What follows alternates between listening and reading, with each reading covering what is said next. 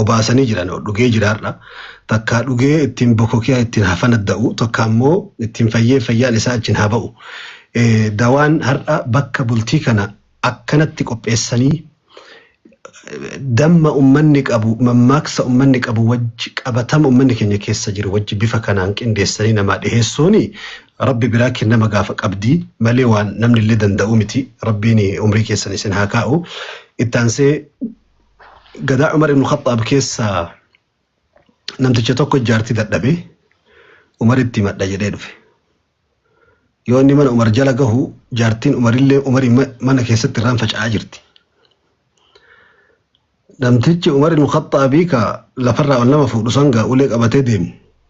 sagalee tokkoon dhagahu Umariin mana keessa.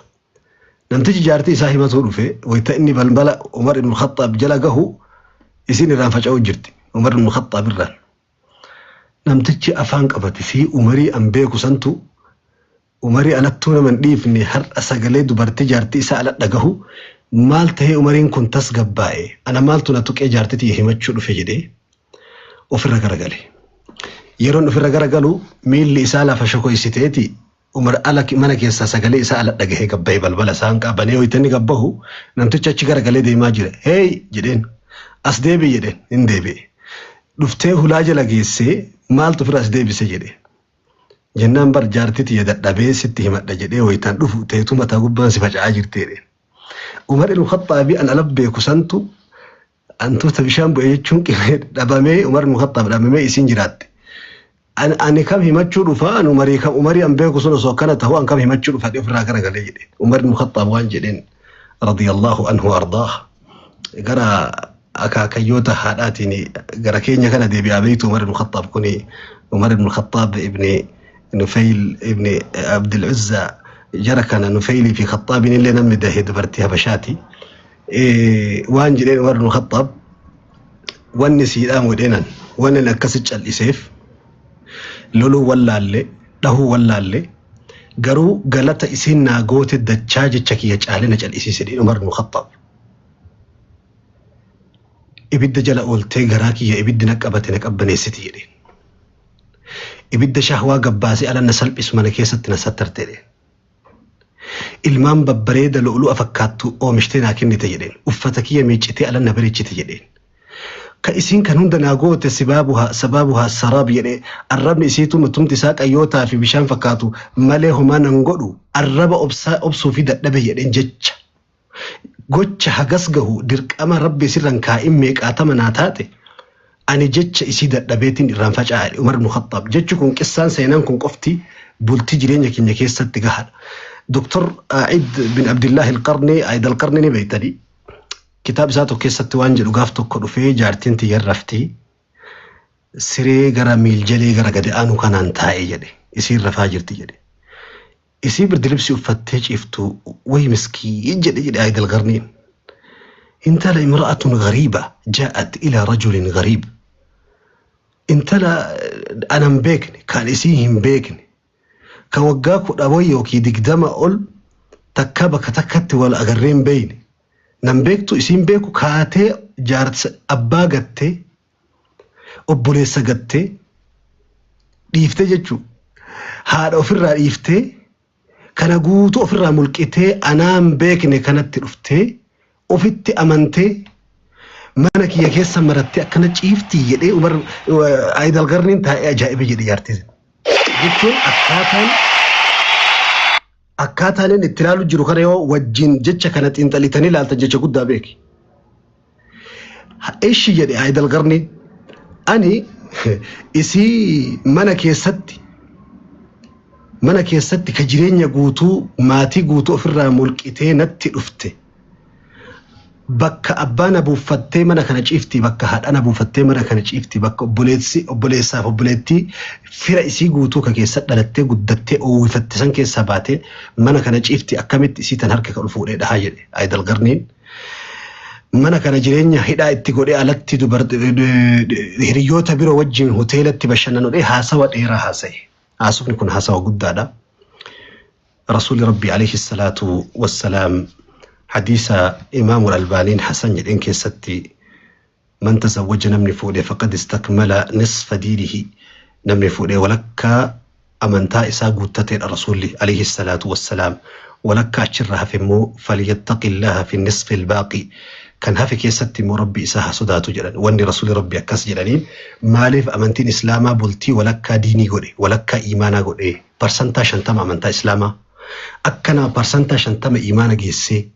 وانتي قولي في جلن علماءني بلبلا لما بلبلا اتين إلبنا ما جهنم النمو بلبلا لما شفتي جلن جارتين يوكين بلتين بلبلي توكو بلبلا أفان كاناتي إني كون كميل لمان جدو إني كون كان أفان هدي لمان جدو كان بلبلا لما شهوان إلمي نما اتنجهن من سين وإسا كان جدا لمان كان شفت جارتي لما فا بكي لابراتورين أمل نما أكرش الجمال عليه جدا لابراتورين أمل نما بكي إلمي نما اتقولا لمو حقيق أنا ما اتباتو بلتي كيستي هرياكي ألتو الإنجراتو hojjetaa wajjin alatti dalagattu daqiiqaa muraasaaf guyyaa muraasaaf wajjin turuu dandeetta yeroo san keessa amala kee gubataa fi danfaa san of keessa gadi dhoksitee daqiiqaa muraasaaf wajjin jiraattee dabruu dandeessa garuu nama sa'aa 24 mana keessa waliin jiraattu nama sa'aa 24 mana keessa waliin jiraattu nama sa'aa 24 amala walii argaa jiraattu biratti obsa dhugaa رحمتما دوغا والقطما دوغا وريغما دوغا امانه دوغا اخلاق دوغا سن بجارتي تبرت الباتي كناف رسول ربي عليه الصلاه والسلام في لمن كيس ربي برتي دبيها ما بيك في لمن كيس ربي برتي نما في لما كيس سنت اجارتي برجل الرسول دبي لا فهمتي بر بكي رسول اتكف في زلال دبي كانت تنكو في مخلوقني يوكي بكي تنجابه اسيچو في لما كيسن أنا في لما كيسن الدنيا كيس جارتي هذا وراك ياف في لما كيسن الرسول ربي عليه الصلاة والسلام إني سدف هذا وانت ولك أمنتي قديف وانت ولك برسنتا إيمان ولك قديف أمنتي رسول ربي عليه الصلاة والسلام بنتين